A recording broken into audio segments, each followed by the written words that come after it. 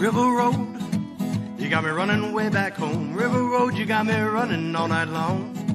You got me singing some canal boat song. River Road, you got me running all night long.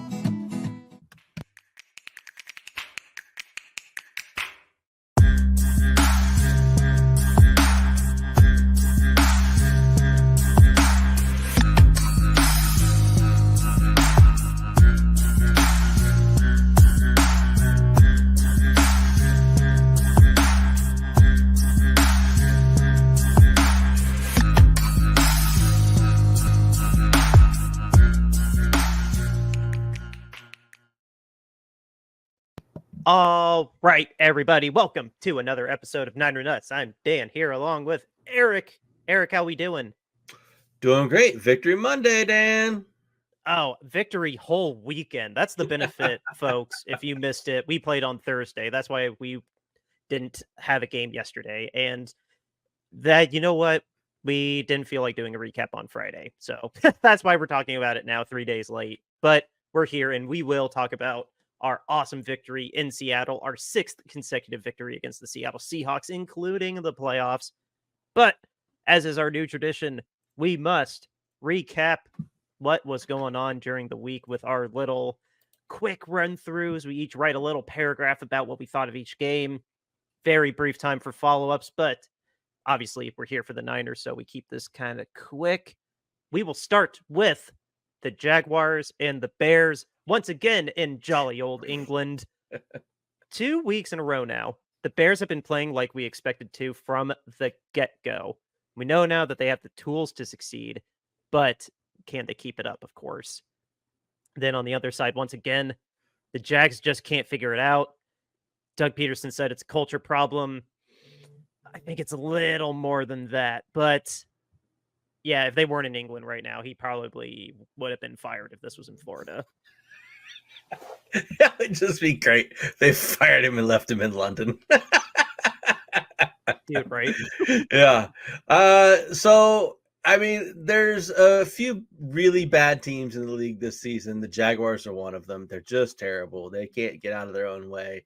They can't do anything right. They're really atrocious. We'll cover the other really bad teams later. Doug Peterson is right. He does have a culture problem there. Unfortunately for Doug Peterson, it's his job to fix it.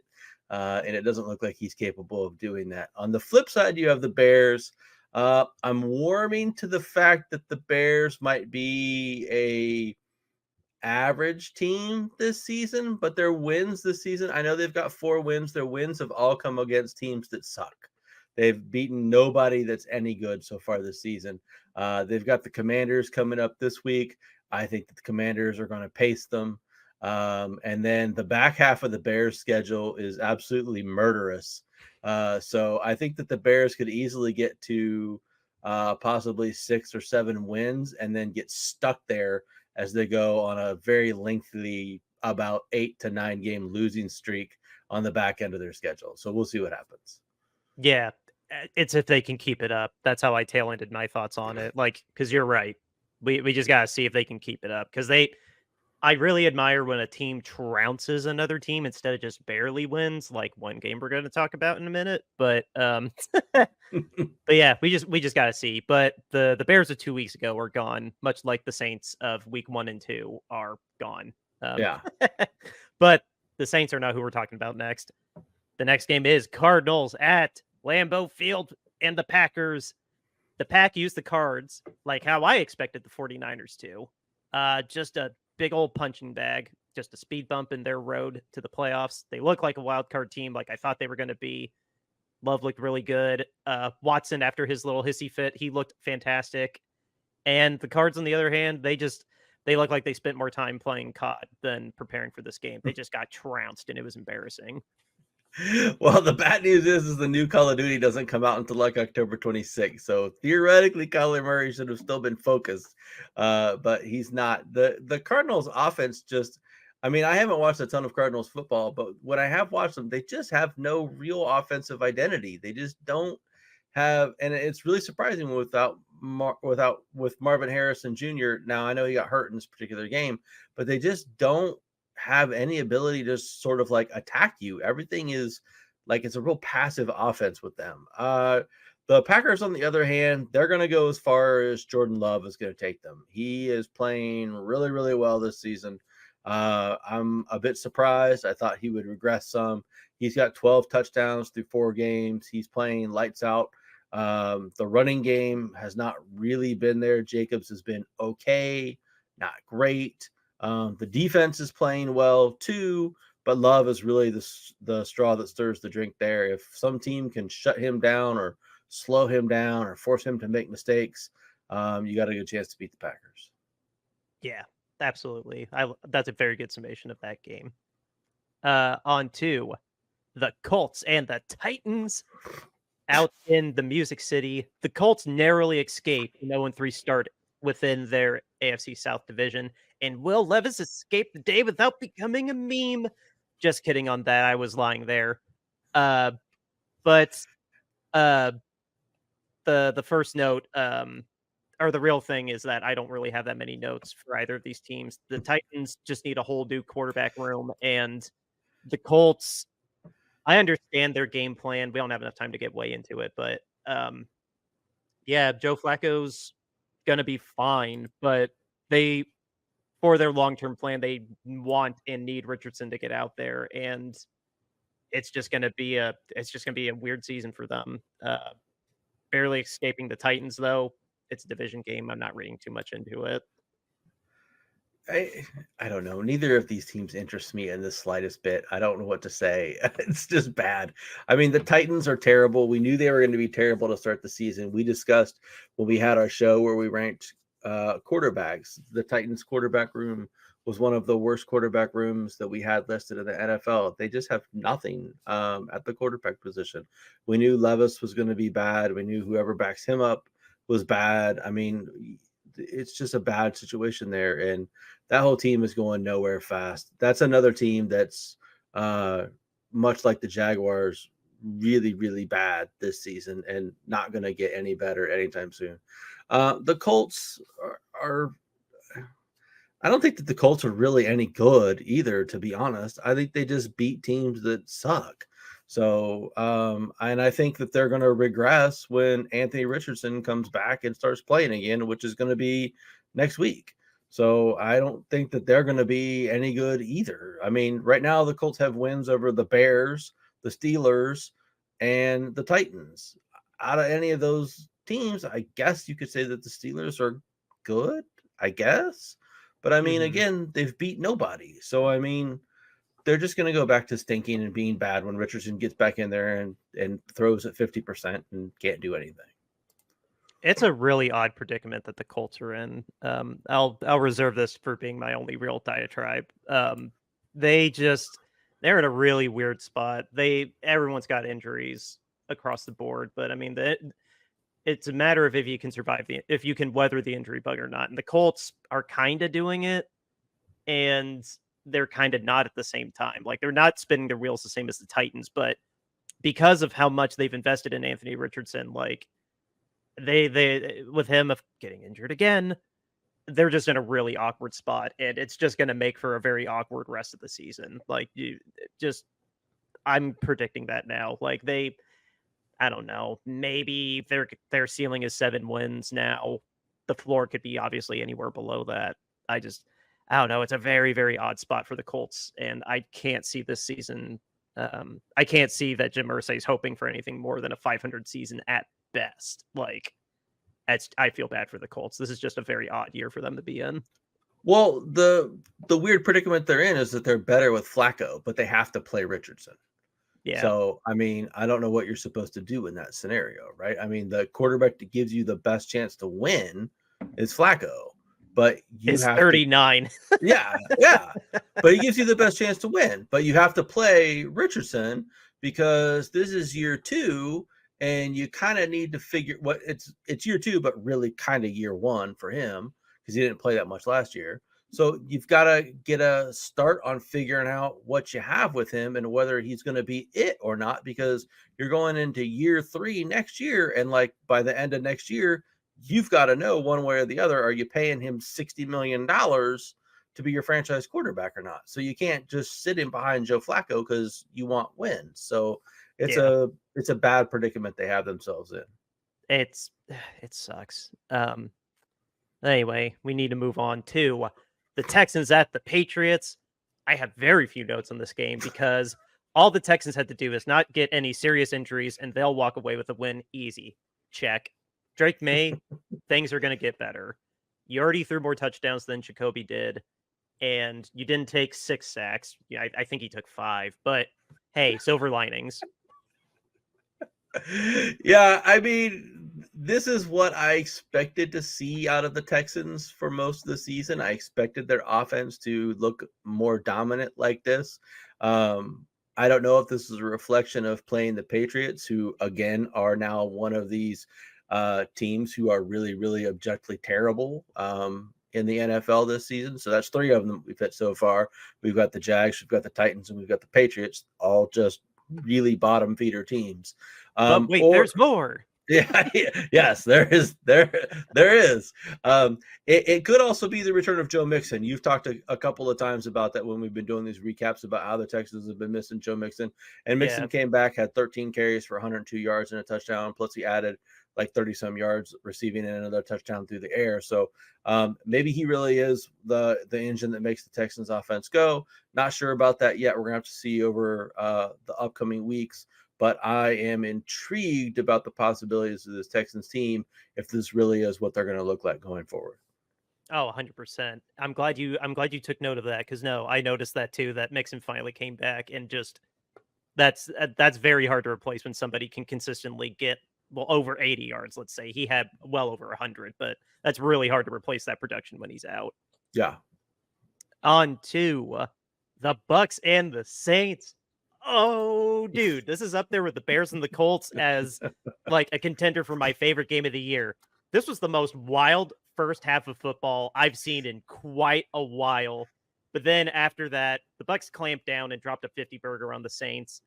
Spencer Rattler honestly didn't look bad until they started throwing the kitchen sink at him with blitzes, and then he fell apart in the second half, and it got very lopsided from there. But yeah, no, this was a track meet. I did not see a track meet coming. And Baker, yeah, he threw 3 picks, but he shook the rust off and just got it done. Dropped a 50 burger on a division opponent. This game was awesome.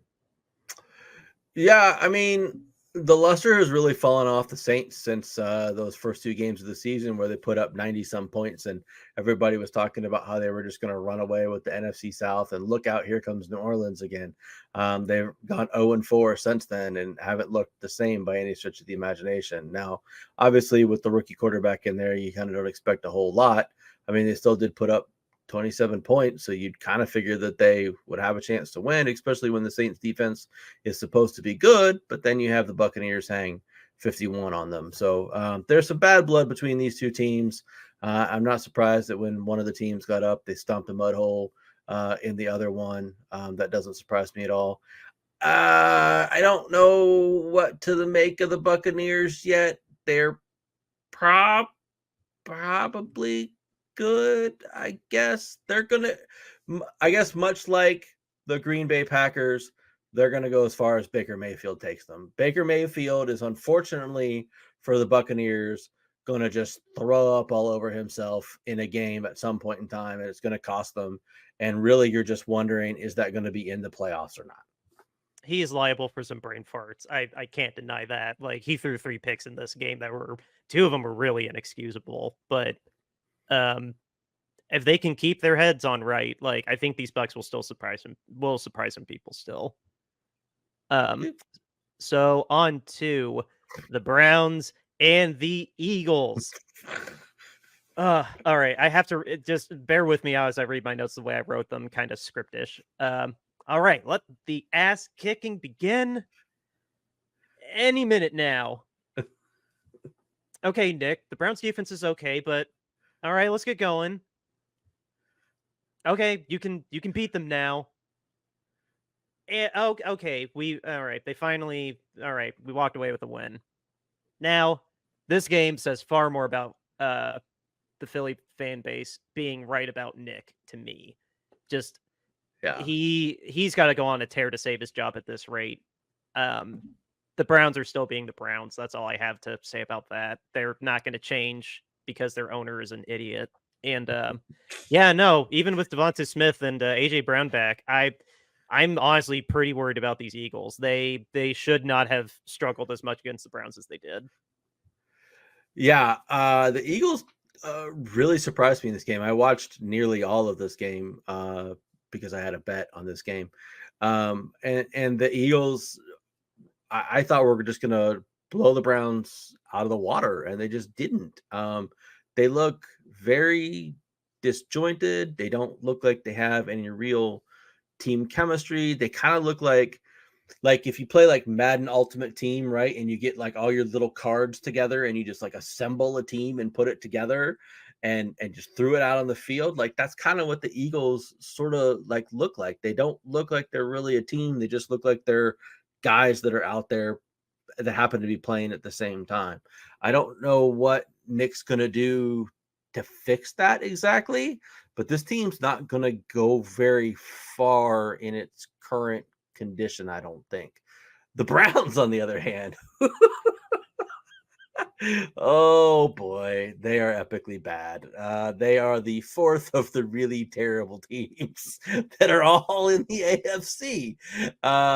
They're just atrociously bad. There's a really good piece, if you want to read it, on ESPN today by Bill Barnwell, where he talks about how just epically bad Deshaun Watson is. I mean, he is having a historically terrible season. It's like the worst quarterback season in the last 15 years. This team's going nowhere fast, and I'm just intrigued to see the drama play out. They've got the Bengals next week, who they traditionally play fairly well against, but it's the first. Well, I didn't realize this was an interesting thing. I didn't realize the Browns have been on away for the last 3 weeks in a row. So next week will be the first home game that the Browns have had in 3 weeks. So I can't imagine what that crowd is going to be like and how fierce they are going to boo this team and how fierce they are going to boo And Deshaun Watson. It's against the Bengals. Yeah, and it's Oh. against the Bengals. I mean, they may boo Watson just right off the field. I mean, I don't know. And then next week after that, they have the Ravens. The Ravens are liable to hang 60 points on this Browns team. Because again, those two teams have absolutely no love between one another, and the Ravens will just stomp them into the ground. Lamar Jackson's not going to play in the fourth quarter. No, I fully expect them to switch to Winston after the Ravens game, but I guess we'll see. Yeah. Oh, dude, if we could do like a bonus Patreon episode just about how awful this Brown season is. Oh yeah, it's so bad. But speaking of the Ravens, though, keeping this moving, the Ravens and the Commanders, I'm not calling them commies because I got a lot of respect for these guys. General Daniels gave it everything he could. The Commanders did not go quietly and gave the Ravens a run for their money, even though they tied, but then never came close to leading again. Which is to say, credit to the Ravens. They looked really solid. They finally had the consistent plan of how to run share between Henry and Lamar Jackson, and Lamar still threw 300 yards in the air. Like, I'm not convinced they're not going to choke in January, but this was a very, very solid win for the Ravens, and the Commanders still have a little bit to work on, particularly on defense. But yeah, Daniels did not get his ass kicked by the Ravens. He fought them very, very well, I thought.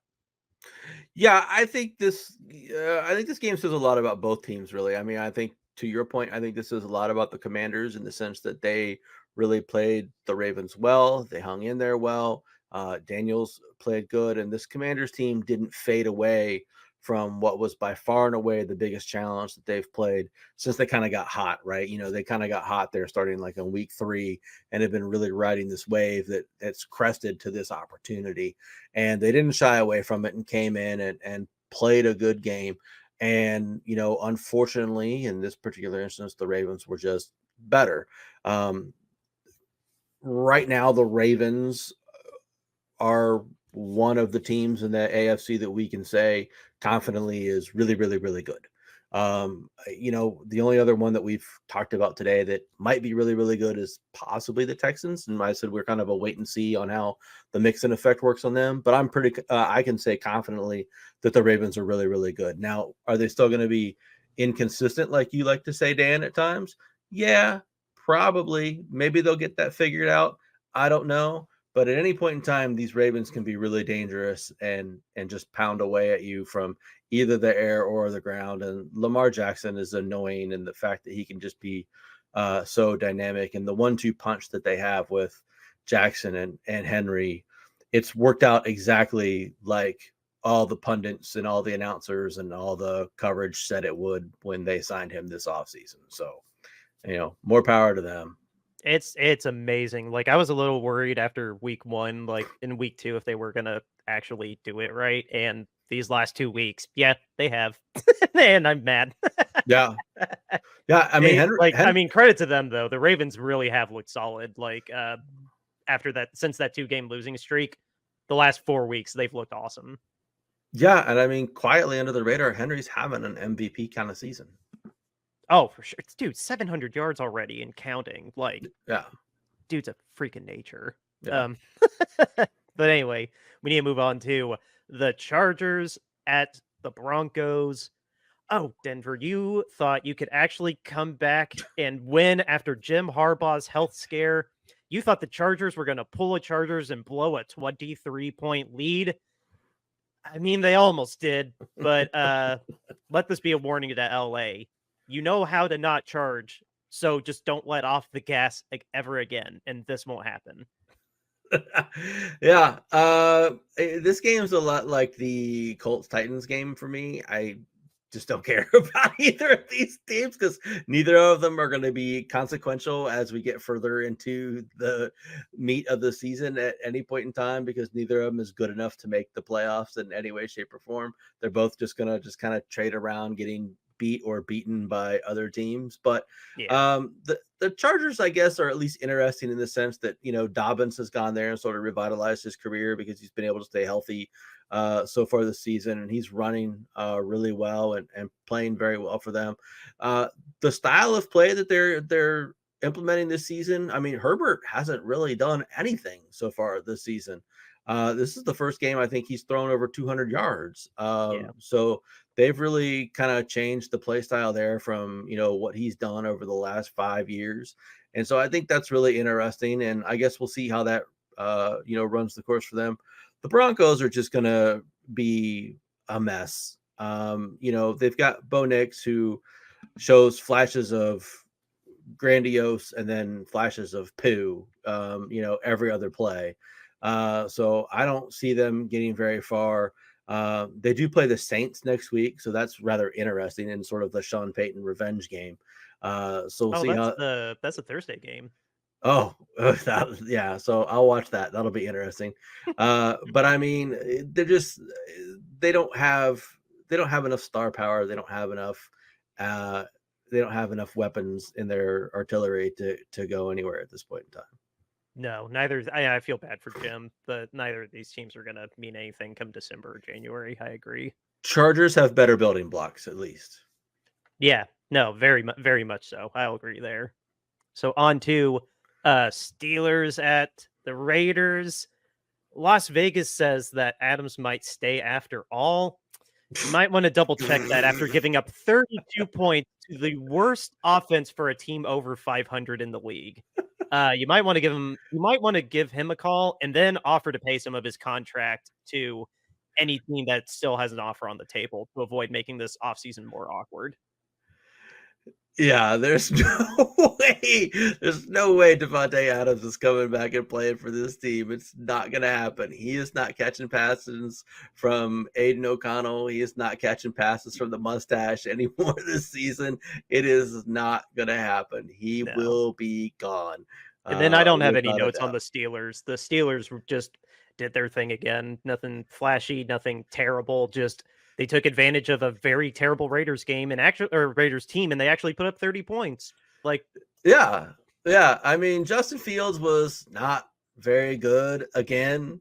So, we're going to continue to hear the quarterback controversy over whether or not once Russell Wilson gets healthy, who they should put in there and whatnot. But I mean, like, I don't know. I don't think you can really take Justin Fields out. They keep winning with him in there. But again, I will make the point that the Steelers aren't beating anybody that's any good. They've beat the Falcons, who, God love them, they're ridiculously inconsistent week to week. And it was week 1 when Kirk Cousins wasn't really ready yet. They beat the Broncos, who we just talked about are terrible. They beat the Chargers, who we just said aren't really all that good. And they just beat the Raiders. So, I mean, they don't have any signature wins. They lost to the Colts, for God's sakes, and they lost to the Cowboys. So, I mean, they haven't beaten anybody of any significance yet. They've got the Jets next week. They've got the Giants after that. So they could theoretically be 6-2 heading into a matchup with the Commanders and the Ravens. So, I mean, who knows? It's the wacky NFL season this year. I secretly really kind of like this Steelers team just because of the moxie that they have and the fact that they just sort of keep winning games that they really shouldn't, and there's no real reason for them to win games with the terrible quarterback play that they're getting. So I kind of just like am infatuated with their ability to win, but they're not going anywhere.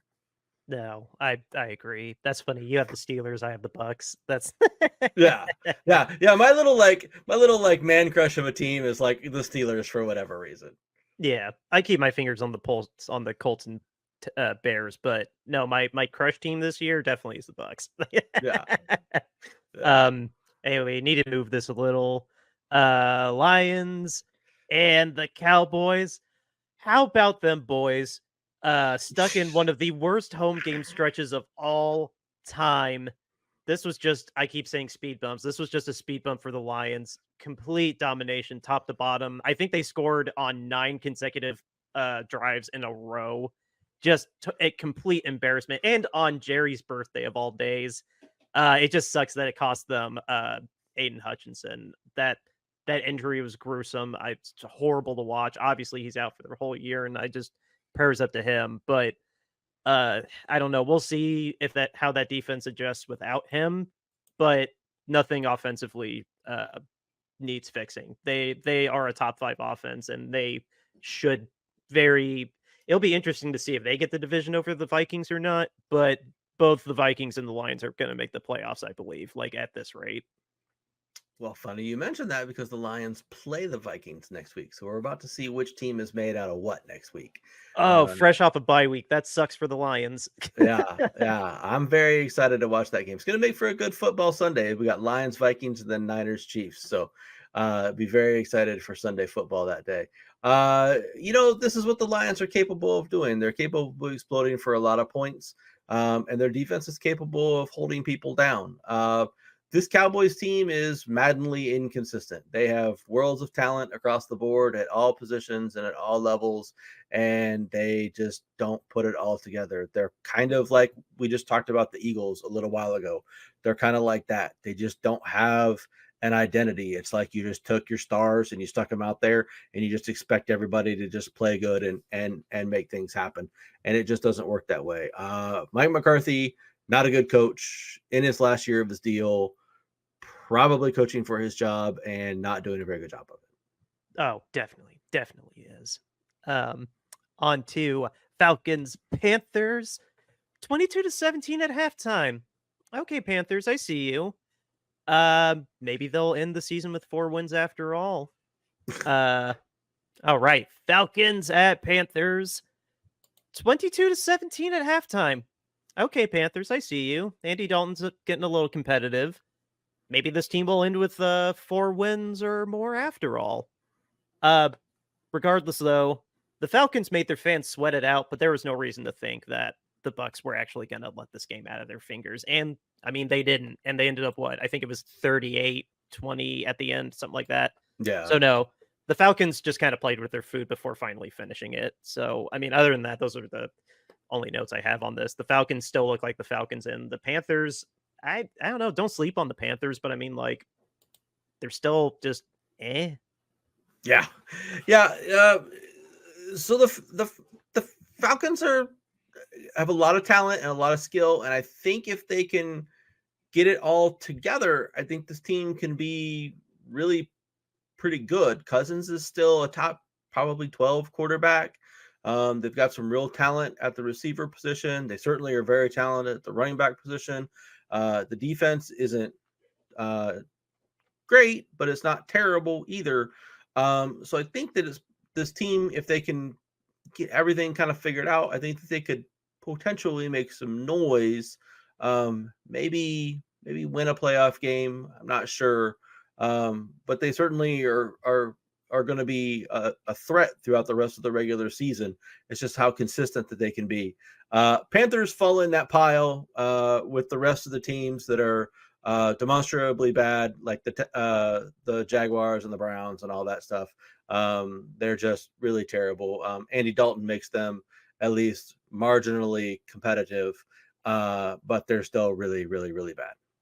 Yeah, good summation. I agree. And finally, the one I've honestly been looking forward to the most, I saved my somebody had to win this award for last.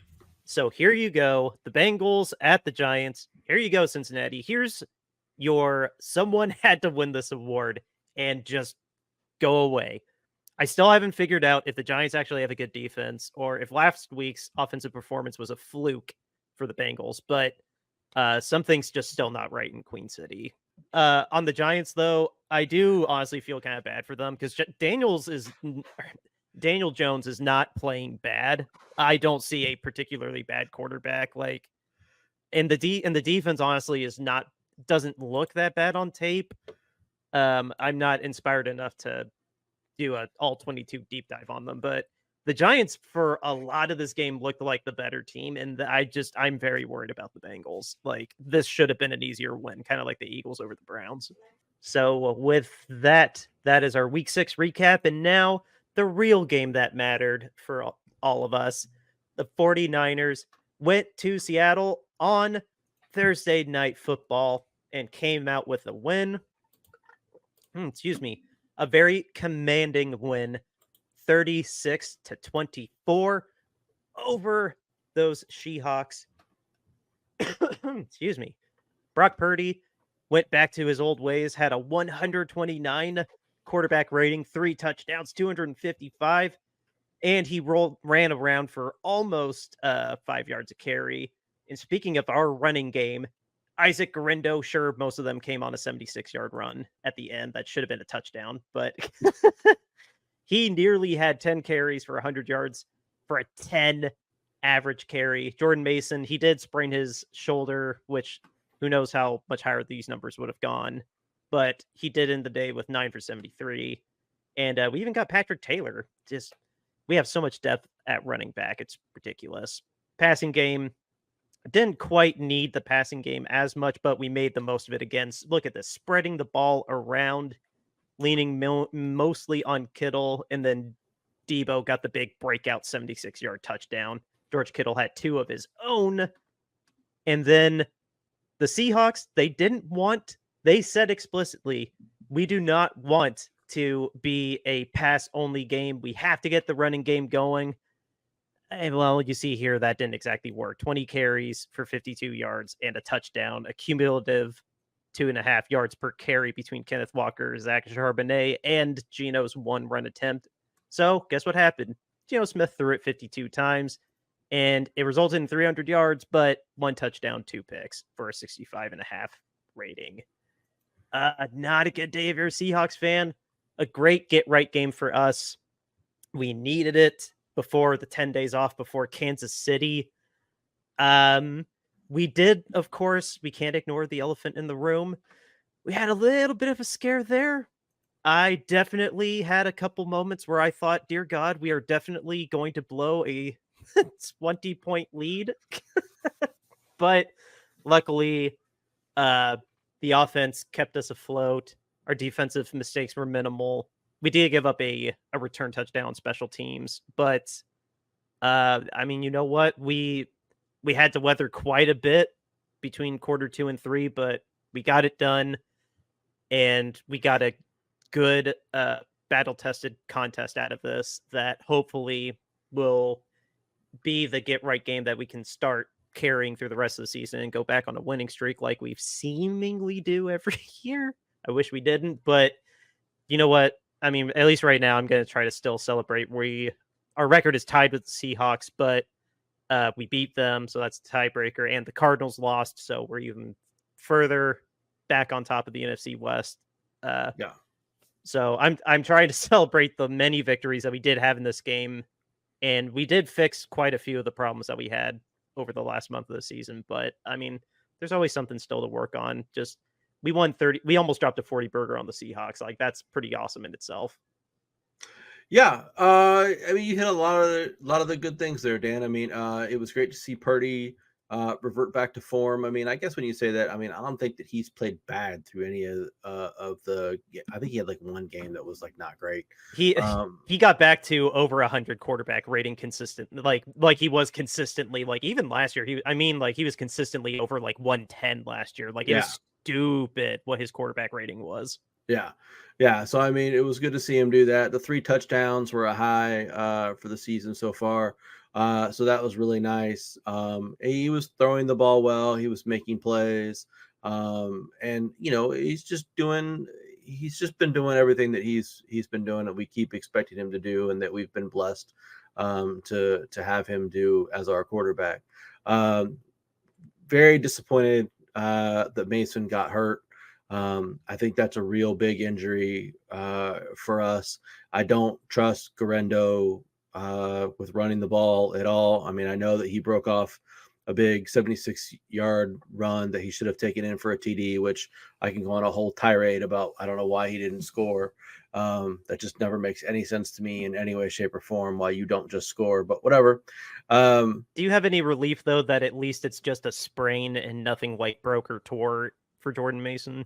I do, as long as it means that he can play in the Kansas City game. I mean, that's my biggest concern is, I mean, we really need him because in the 5 games previous to this that I've seen Isaac Garendo play, he just runs into the line of scrimmage and falls down. I mean, he hasn't shown the ability to do much of anything else. And I guess if I do some quick math here and I take out 99 minus 76 and I do 23 and I divide that by 9, that gets him 2.5 yards of carry on every other one that he did that wasn't the one that went for 76 yards.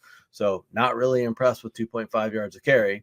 And that's my big concern is that without Mason there to hold the running game down, we're going to really struggle there. And, you know, a recipe for our success, as good as Purdy is not having Purdy drop back and throw the ball 40 times a game. You know, Kittle continues to play great this season. He's having an all-star season and an all-pro season for himself at the tight end position. You know, I kind of poop on guys a lot for not really earning their money. Kittle is earning every bit of what we pay him so far this season. He's just been wonderful, and he's really, truly been unlocked since Brock has become our quarterback. Purdy really knows how to play with him and knows how to find him and knows how to get him the ball in ways that, oddly enough, Garoppolo didn't do, which is so bizarre because all Garoppolo did was throw across the middle of the field, you know, 5, maybe on a good day, 10 yards down the field. So you would have thought that Kittle would have had a bunch of catches as the tight end sort of in the middle of the field, but he just never really threw it to Kittle for whatever reason. So, you know, Purdy's really helped George really ascend back up into the top tiers of tight ends. You know, Debo, 3 catches, 102 yards. I mean, again, he broke off a big 76-yard catch and run on a guy that whiffed on a tackle. So, I mean, that's great, but he didn't do a whole lot really otherwise. Ayuk continues to not do anything, which is kind of frustrating. I thought that the defense played pretty good overall. I would have liked to have seen them get a little bit more pressure on Geno Smith. I didn't feel like we made Geno uncomfortable enough sitting back there. We really only got 1 sack on him, and that came really near the end of the game. I mean, for dropping back 52 times, we should probably have 4 or 5 sacks. So I think that still continues to be a problem for us. That's the biggest problem I see on our defense, honestly, is the fact that like it's statistically pressure. Like, yeah, we can generate a lot of pressure, but it doesn't really pass the eye test. Like I can tell that Gino here and there was uncomfortable, but like not nearly as much as somebody that, like you said, dropping back 52 times and only got truly hit once. Yeah, Like that's so bizarre to me. Like, yeah. but one good thing about the defense, though, if you were, oh, sorry for hijacking, if you would All right, highlight fair. them, but um, man, we had some injuries happen in this game, but our depth on defense really got tested today with somebody that likes to pass that much with Tyler Lockett and Smith and Jigba and DK Metcalf. Hmm. And look at what we did to them. Like the young guys in the back. I'm talking about the back seven. Yeah, Uh we Lockett only caught 4 of his 8 targets. DK Metcalf only caught 3 of his 11 targets. Smith and Jigba was and Noah Fant were the hardest ones for us to catch. And they yeah, were just guys that were primarily working in the middle. So Charvarius Ward being a surprise out. Renardo Green had to step in. He got his first career interception. Malik Mustafa got the start because he's better than Odom, frankly. And yeah. but then he got hurt and Odom came back in and Odom made a couple plays, but not before Mustafa had his own pick as well. Like we got really, really tested in the backfield. Like because Demo, we just keep on the inside because he basically only plays on the inside because so many people use 3 wide sets. And they did awesome. I was really impressed with our secondary this week. Yeah, no, I was gonna move over and touch on that. I mean, Demo did a great job on shutting down their wideouts. I know he locked down Metcalf and he threw a bunch of shade on Metcalf on Instagram and online videos and stuff like that.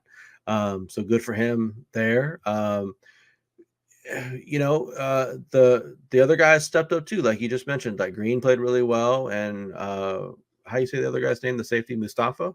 Yeah, our cornerbacks, yeah, Malik Mustafa and Jair Brown were the safeties, Yeah, and then the 2 outside corners were Isaac Yadam and Renardo Green and Demo in the slot. yeah, They and all as you can tell, except Yadam is the oldest one. Everyone else is still on their rookie contracts. right, yeah, and yeah, Mustafa played really well out there as well. I mean, we talked on the preview show about how we both thought that Seattle was going to really try and attack our defense through the air, which I guess was contrary to what Seattle's game plan actually was supposed to be, but turned out to be what their game plan actually was, since Geno Smith threw it 52 times.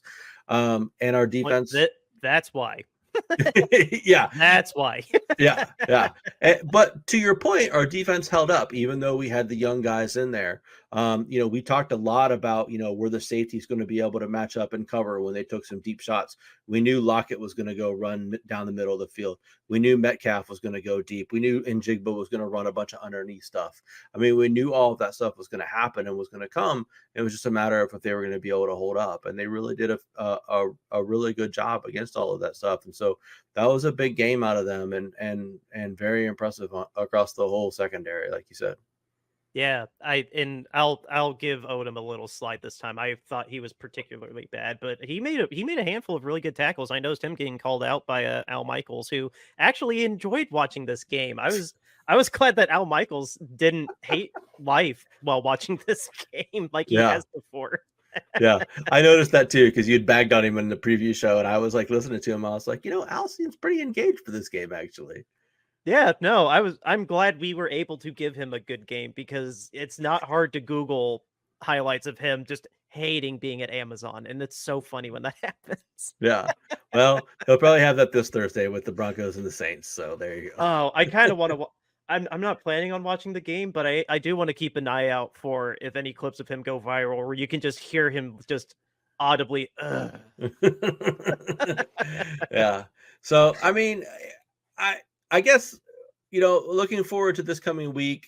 Not I want to get too far into a preview or whatever, but I'm still We got not. we got to shout out. We got to shout out right real quick though. Our backup kicker who dislocated his shoulder because of how invested in this game he was.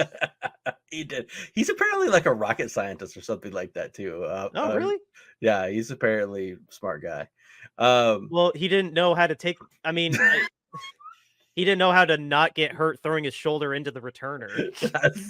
That's true. Well, But three field goals and 3 extra points, no misses, and he made a save on a return. Like, yeah, I hope he can kick for us against Kansas City. He did a great job. he shouldn't need his shoulder to kick. He should be fine. So I'm pretty disappointed in the special teams return for a touchdown. Special teams continues to be a real big problem for us. We still haven't solved that problem. And I mean, when I say special teams is a problem for us, you and I are on the same page that it's the defensive aspect of special teams. The offensive aspect, I mean, Wisnowski is still punting very well, and Moody and or Rocket Man, they're kicking the ball just fine. It's the other aspects that go around that have all been terrible. Yeah, return coverage for us is awful. Like return coverage is awful, and our return team is awful. We barely get the ball out to the 20 when we return it. It's terrible. No, it's yeah. I don't know what magic we need to fix that, but no, if there's one true Achilles heel of the team, it's take advantage of us and make a splash play on a return, like, because our coverage sucks. Yeah. I guess my big takeaway from this is that I still don't know if we're really good.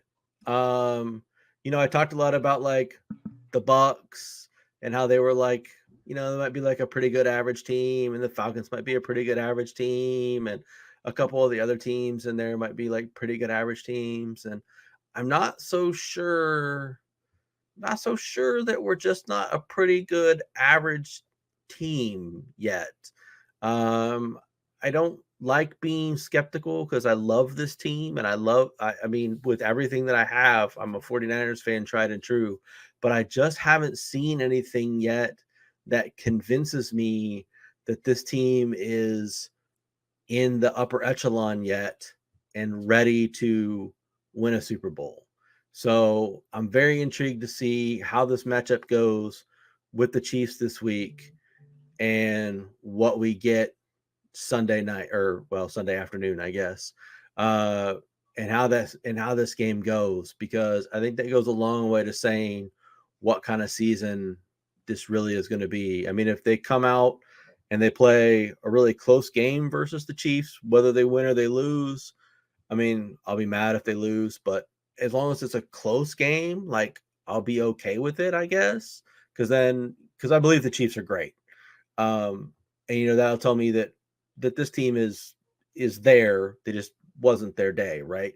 But if they get just walloped by the Chiefs, I'm going to be really worried about where this team can actually get this season, because I don't think I think Christian McCaffrey is coming back at some point in time, but I don't think he's saving this team.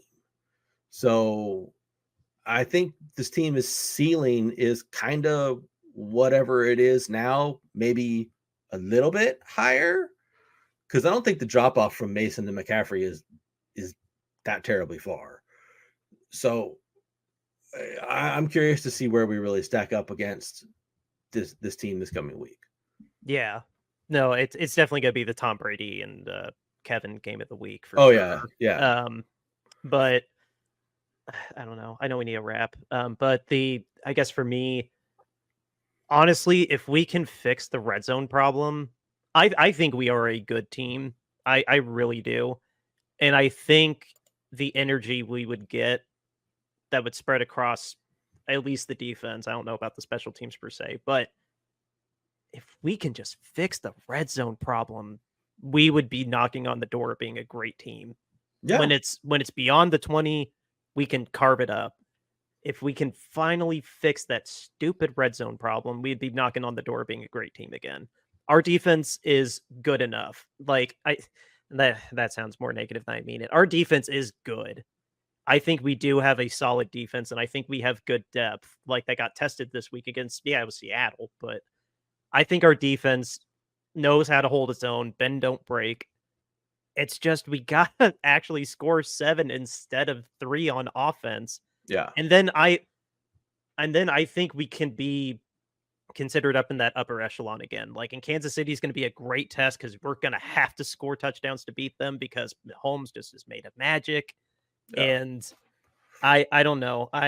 It's going to be tough. I don't want to say explicitly we're going to lose or we're going to win. I will take coach speak and say it'll be tough. Yeah. Well, I mean, we went 3 for 5 in the red zone in this particular game, which was a good effort, and certainly better than we have been doing.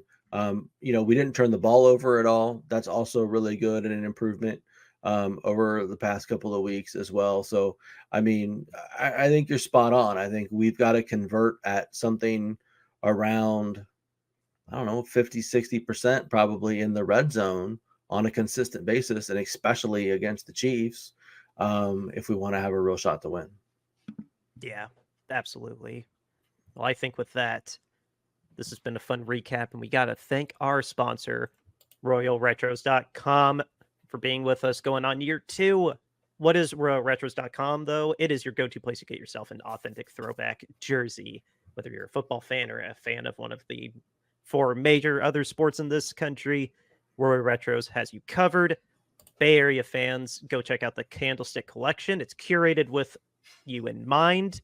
And when you find something you like, you just use the promo code Shady Sports to get yourself 10% off of your entire order. Again, it's promo code Shady Sports, and that will get you 10% off of your order at RoyalRetros.com. Go to RoyalRetros.com. Help us out. Help Shady Sports Network out, and get yourself an authentic throwback jersey today. We also are selling T-shirts. We're selling T-shirts to help out Mountain Comprehensive Care Center. It is a women's shelter in Kentucky. And we've been inspired to do this 2 years ago with Daniel Snyder, and it's carried over now to just owners are still acting not as somebody with the title owner should. So without getting too bogged down into the whatnot antics that they do, we want to hold them to the same standards that the players are. So that's why we started owner standards over player standards, hashtag owner accountability, and to put our money where our mouth is.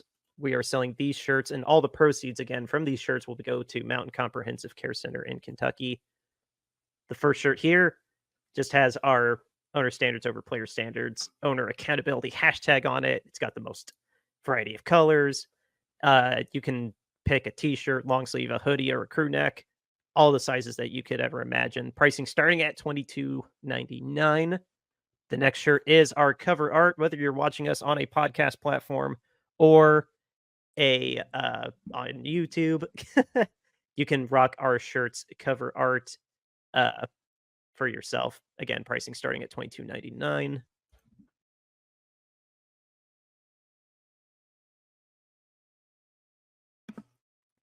Oh, I'm back. The alternate show logo art here. It's the Niner Nuts with the goalposts and the peanuts. Pricing again starting at $22.99. James did get this shirt, and it is wonderful quality. We can verify that ourselves. Bonfire does a great job with these shirts, and you can get yourself one of these too. And then our last shirt is our mascot, a peanut, eating a bowl of peanuts, wearing 3D glasses for whatever reason, patiently waiting for our game, our Super Bowl rematch against the Kansas City Chiefs at 4:00 on Fox.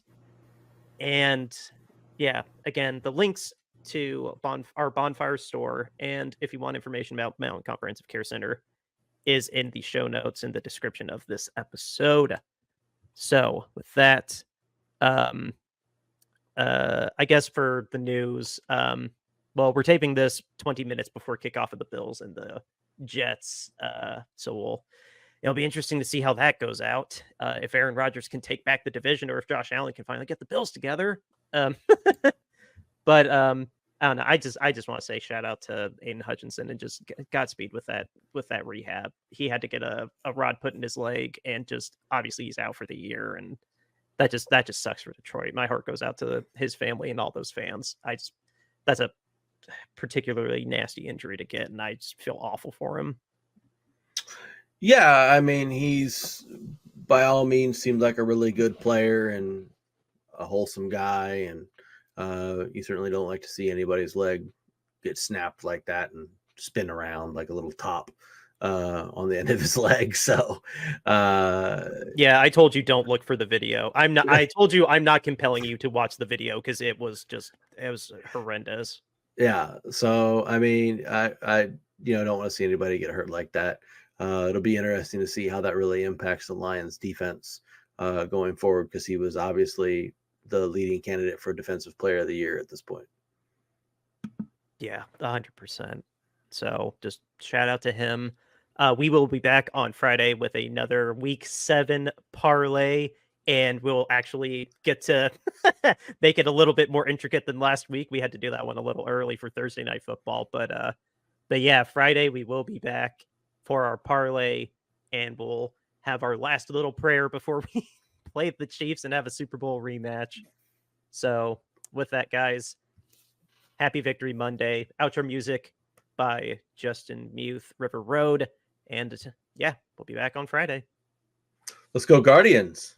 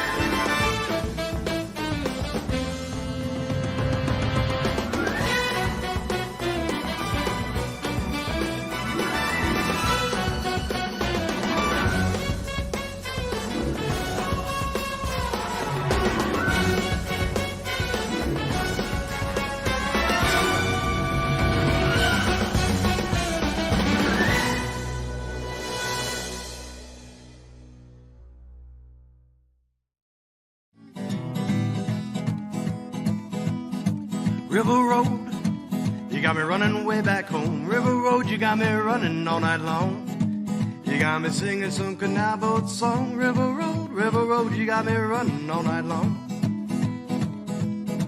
River Road, where have all the women gone? Have they kissed her hand and waved you bye-bye? Have they thought about crossing your double yellow lines? River Road, they love the way